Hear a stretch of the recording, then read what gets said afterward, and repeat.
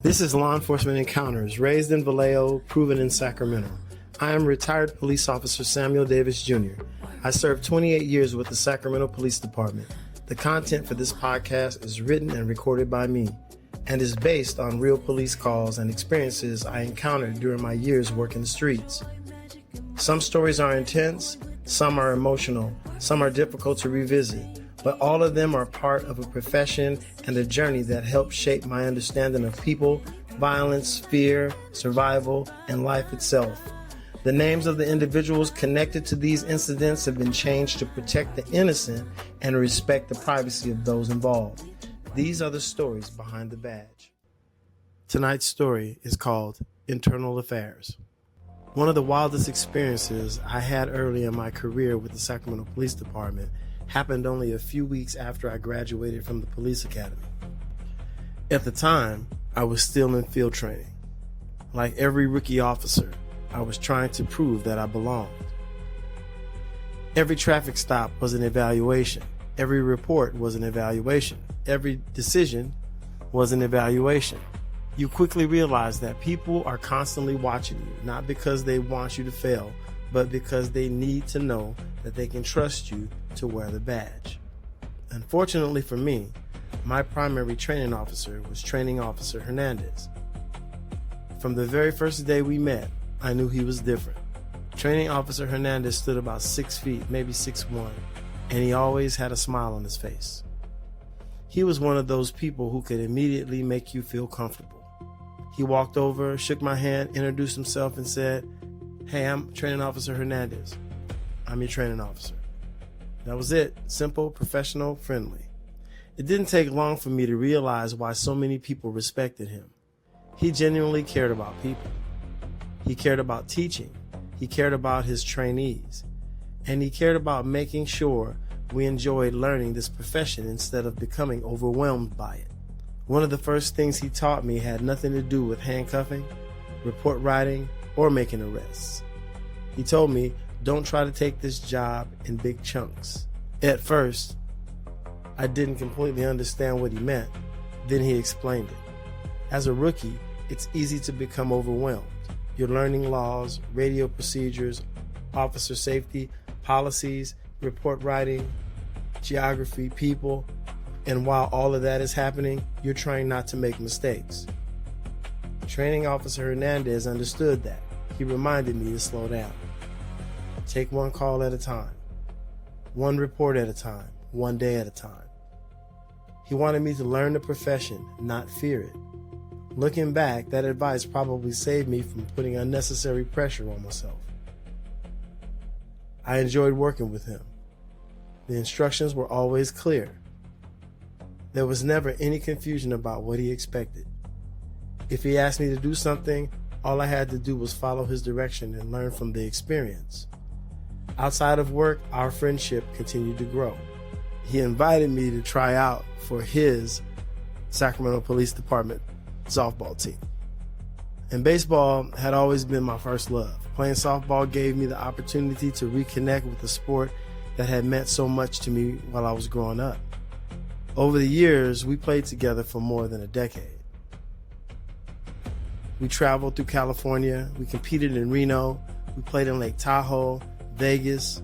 We won together, we lost together. More importantly, we built friendships that lasted long after the games were over. Training Officer Hernandez wasn't just a good police officer. He was a good teammate, a good mentor, a good man. Then one morning, everything changed. Training Officer Hernandez had the day off. Instead, I was assigned to ride with another veteran training officer. For this story, we will call him Training Officer Mason. Training Officer Mason was a Vietnam veteran with approximately 25 years on the police department, or more. The difference between him and Hernandez was obvious the moment I climbed into the patrol car. Training Officer Hernandez smiled, Training Officer Mason did not. He was serious, reserved. His face rarely changed expression. Within minutes, he started asking me questions. Police questions, personal questions, questions about my background, questions about how I thought. At the time, I didn't think much about it. Later, I realized what he was doing. He was sizing me up. Veteran officers often did that with rookies. They wanted to know who they were working with. I answered every question respectfully. After all, I was the rookie. There was a chain of command, and I understood exactly where I fit within it. Still, something felt different. Not wrong, just cold. Later that day, we found ourselves working in the Oak Park neighborhood. At one point, we contacted two people standing together outside, an African-American male and an African-American female. Before either one of us stepped out of the patrol car, Training Officer Mason looked at me and quietly said, "One of these two is going to jail today." I remember thinking that was an unusual statement. At the time, I was still learning. My mind was focused on officer safety, watching hands, positioning the patrol car, remembering my responsibilities. I didn't know what to make of his comment, but I never forgot it. Training Officer Mason instructed me to pat down the male subject. As I searched him, I calmly explained everything I was doing, just checking for weapons. I remember Training Officer Mason standing several yards away, speaking with the female. I assumed he was observing my search techniques. Then suddenly, I heard her yell, "What the hell did you just say to me?"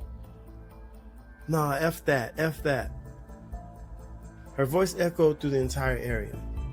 I immediately looked over there. I couldn't hear exactly what had been said. The distance between us was too great, but I could clearly see her reaction.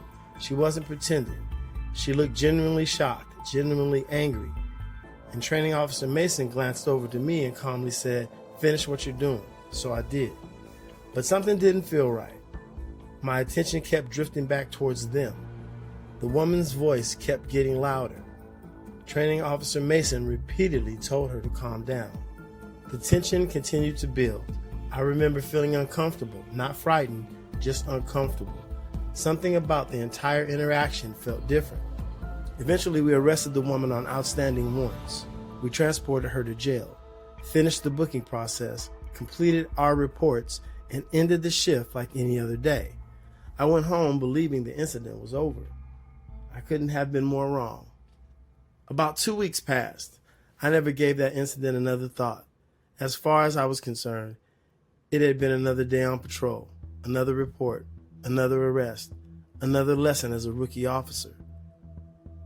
Then one morning I walked into the briefing room like I always did. I grabbed a cup of coffee, said good morning to a few officers, walked over to my mailbox. And that's when everything changed. Inside my mailbox was a memorandum directing me to report to Internal Affairs. My stomach dropped. I just stood there staring at the paper. 6 weeks. That's all the time I had on the Sacramento Police Department. I had spent 6 months in the academy working towards my dream of becoming a police officer. Now, only 6 weeks after graduating, I was being ordered to Internal Affairs. If you've never been a police officer, it's difficult to explain what those words feel like. Internal Affairs investigates complaints against police officers. When you're in the academy, instructors constantly remind you about honesty, integrity, and accountability. Eventually, someone always says the same thing. If you ever find yourself in Internal Affairs, tell the truth. That lesson has stayed with me. I believed honesty mattered. I believed integrity mattered. I believe your word should mean something when you wear that badge. That's how my mother raised me. Long before I ever became a police officer, she taught me something I carried with me every day. Stay true to who you are. I didn't realize it then, but I was about to find out how valuable that advice really was. Then things became even stranger. I looked at the duty roster. That day, I was assigned to ride with Training Officer Mason again. The very same training officer involved in the incident. The very same training officer who was now driving me to Internal Affairs. It was one of the quietest rides I've ever taken in a patrol car. Neither one of us said much. I remember sitting in the passenger seat thinking about probation, thinking about my career, thinking about how easily a rookie officer could lose everything he had worked so hard to achieve. Up until then, I thought the biggest pressures in policing came from dangerous calls. from armed suspects, from violent encounters. I was beginning to realize there was another kind of pressure. Pressure from inside the profession itself. When we arrived, I walked inside and waited to be called. The atmosphere felt completely different from patrol. Patrol is noisy. People are laughing, phones are ringing, radios are talking. Officers are constantly moving. Internal affairs felt quiet, serious, almost intimidating. I kept asking myself one question: how did I get here already? Finally, the investigators called me inside. They explained why I had been summoned.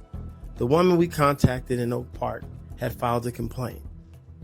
According to her, Training Officer Mason had called her the N-word. The second I heard those words, everything came rushing back. Her reaction, her anger, the look on her face, the way she immediately exploded after whatever had been said to her. Suddenly, it all made sense. I remember sitting there thinking, that explains why she reacted the way she did. Then I realized something else. I was now sitting in internal affairs, still on probation, 6 weeks into my career, being questioned about my own training officer. I knew this one was one of those moments that could define the rest of my career. The investigators asked me what I'd seen. I answered every question honestly. I explained that I was too far away to hear the exact words. I refused to guess. I refused to speculate, but I also told them exactly what I had observed. I saw her reaction. It was immediate. It was genuine. It appeared to me that something deeply offensive had been said. Then I told them something else. Before we ever contacted those two individuals, Training Officer Mason had already looked at me and said, one of these two is going to jail today. That statement had bothered me from the beginning, so I told him. I told him exactly as I remembered, no more, no less. As I sat there answering questions, one thought kept repeating in my mind. I could not lie, not for a veteran officer, not for a training officer, not for anybody, because if I compromised my integrity 6 weeks into my career, what kind of police officer would I become 20 years later? That question answered itself. The interview finally came to an end. Before I left, one of the investigators looked at me and said, "Do not discuss this investigation with anybody." I understood exactly what they meant. The instruction couldn't have been clearer. So I thanked them, walked out of the office, and climbed back into the patrol car with Training Officer Mason. I had no idea because the biggest test of the day was still waiting for me. The ride back from internal affairs was quiet, at least for the first few minutes. I remember looking out at the passenger window, replaying everything that had just happened. I was still trying to process it all. 6 weeks into my career, and I had already been interviewed by internal affairs. I kept thinking about my mom. Her words had been echoing in my mind since I walked into that building. Stay true to who you are. Those words had carried me through the interview. I thought the difficult part was over. I was wrong. As we drove away from the internal affairs office, Training Officer Mason finally broke the silence. So, he said, "What did you talk about?" I continued to look straight ahead. I can't believe this dude's asking me these questions. He knows I'm not supposed to be talking to him. So I didn't answer for a few seconds. So he asked me again, "What did you tell them?" This time I turned towards him. "I can't discuss it. They told me not to do that, so I'm not going to do that." He looked at me for a second and smiled. "Oh, that's just what they tell everybody. You can tell me because I'm your training officer."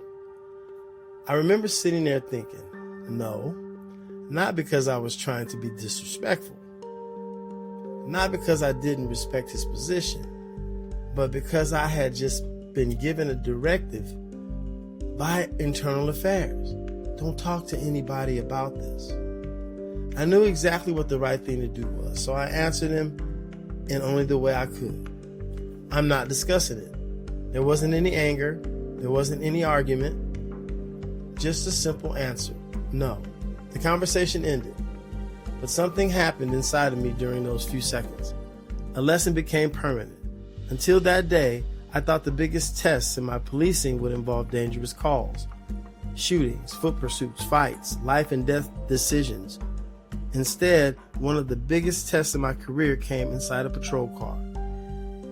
It came in the form of a simple question: what did you tell them? That moment taught me something I carried through the next 28 years. Integrity isn't tested when everything is easy. Integrity is tested when doing the right thing becomes uncomfortable, when the pressure comes from someone senior to you, when you're still on probation, when you're worried about fitting in, when you're afraid your answer might have consequences. That's when integrity matters. Looking back today, I don't tell this story to criticize Training Officer Mason. In fact, I learned something valuable from him. Sometimes people teach us what to do. Sometimes they teach us what not to do. Both lessons have value. I also don't tell this story to glorify internal affairs. I tell it because it reinforced something my parents had already spent years teaching me before I even put on a police uniform. Character isn't something you put on with a badge. You either have it or you don't. The badge doesn't create integrity. It reveals it. Throughout my career, I watched thousands of police officers come and go. Most were outstanding, professional, compassionate, and honest. They served their communities with dignity every single day. That's the overwhelming majority of officers I worked beside. But every profession has moments that test its people. Law enforcement is no different. When those moments come, you have a choice. You can protect your comfort, or you can protect your character. That day, only 6 weeks into my career, I made my choice, and I have never regretted it, because only you compromise your integrity.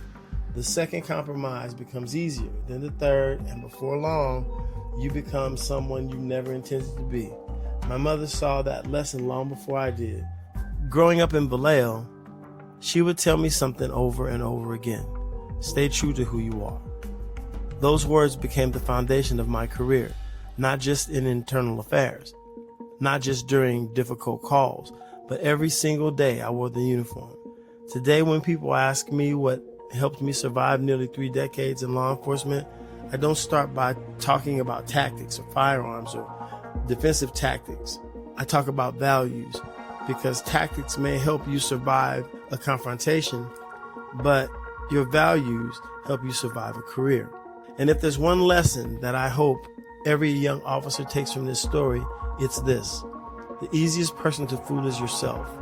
Protect your integrity, tell the truth, stand on your principles, and no matter how much pressure you face, stay true to who you are. Hello, and welcome to the epilogue of Internal Affairs. When I walked out of that Internal Affairs office, I didn't ask anyone what happened next. I didn't ask whether Training Officer Mason was found guilty. I didn't ask whether he was disciplined. I didn't ask whether the complaint was sustained, because none of those answers belonged to me.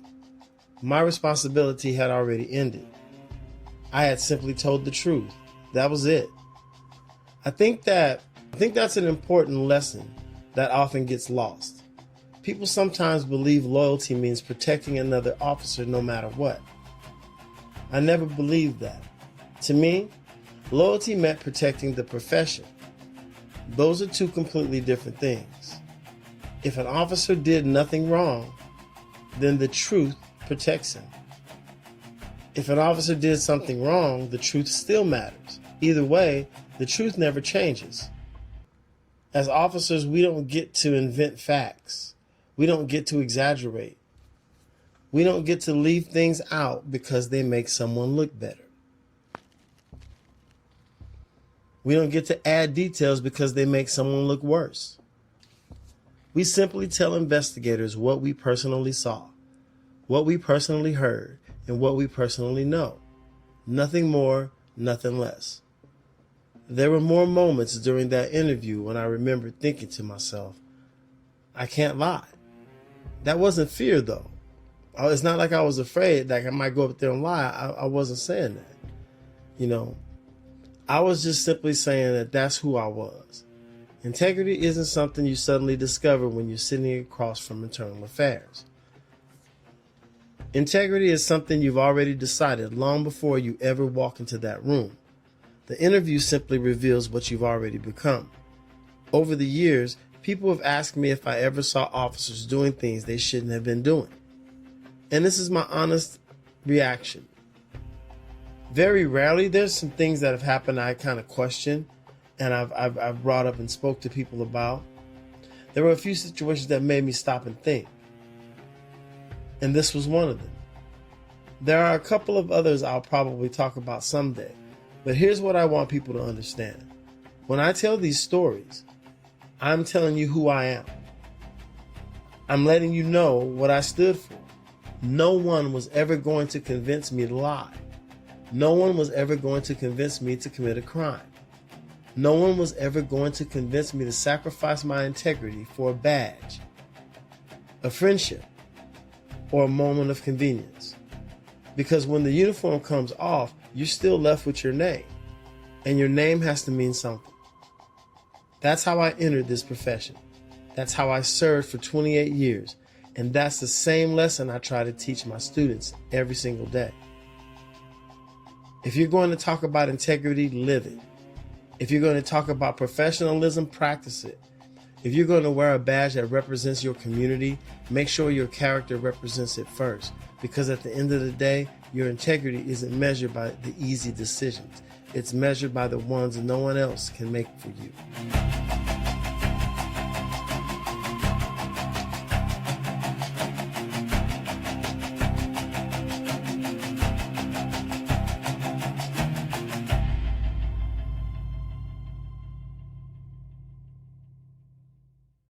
Thank you for joining me for another episode of Law Enforcement Encounters, Raised in Vallejo, Proven in Sacramento.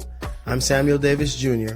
Until next time, be safe, take care of one another, and remember that every person you meet is carrying a story you may know nothing about. We'll see you on the next encounter.